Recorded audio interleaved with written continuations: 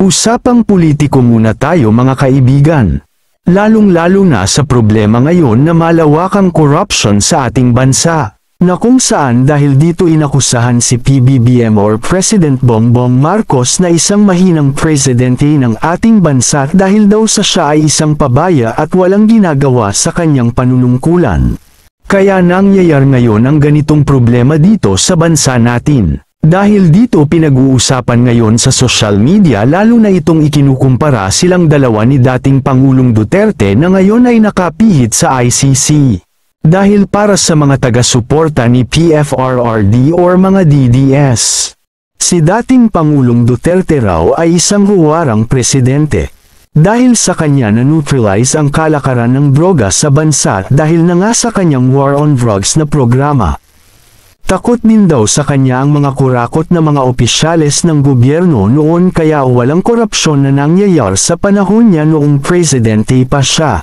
Ngunit para naman sa taga-suporta ni PBBM or mga BBM supporters na ang lahat daw na paihag na yan ng DDS ay puro fake news.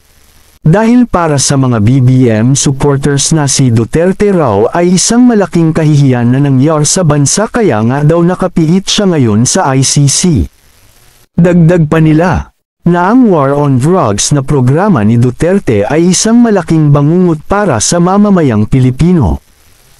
Dahil yung ibang namatay doon ay pwede pa namang mabigyan ng pagkakataon na magbago. Ngunit nang dahil sa reward money na sinabi ni Colonel Garma sa Quadcom kaya ganon-ganon na lang ang nangyaring patayan. At sa malawakang patayan noon sa War on Drugs, napag-alaman ng mga suspected drug lords pala itong mga long-time Chinese best friends ni Duterte na si Michael Yang at Alan Lim dahil sa mga ebidensya na ipinakita noon sa Quadcom. Ganun pa man iginiit ni dating Pangulong Duterte na hindi niya alam na mga drug lords ang kanyang mga kaibigan. Pero para naman sa mga DDS supporters lahat ng akusasyon ng BBM supporters ay puro fake news.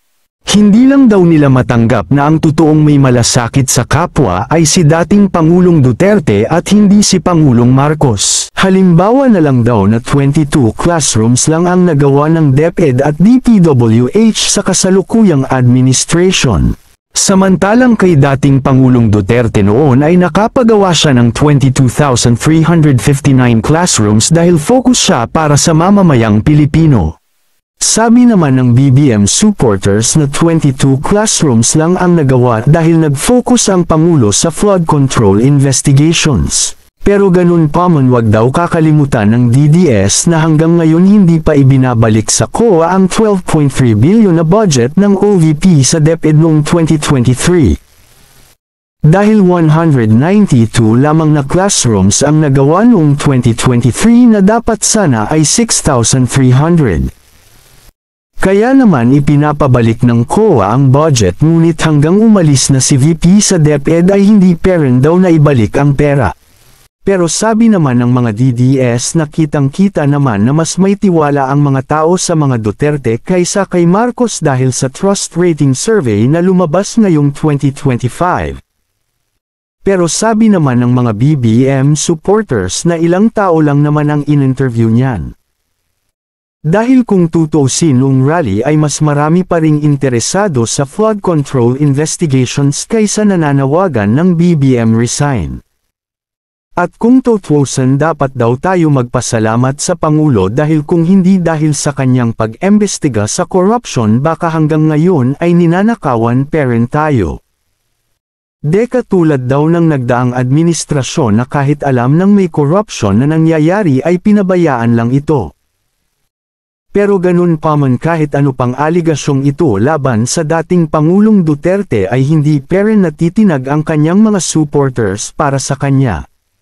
Pero sa palagay nyo mga kababayan, sino ang magaling at responsable sa kanilang dalawa para sa bayan?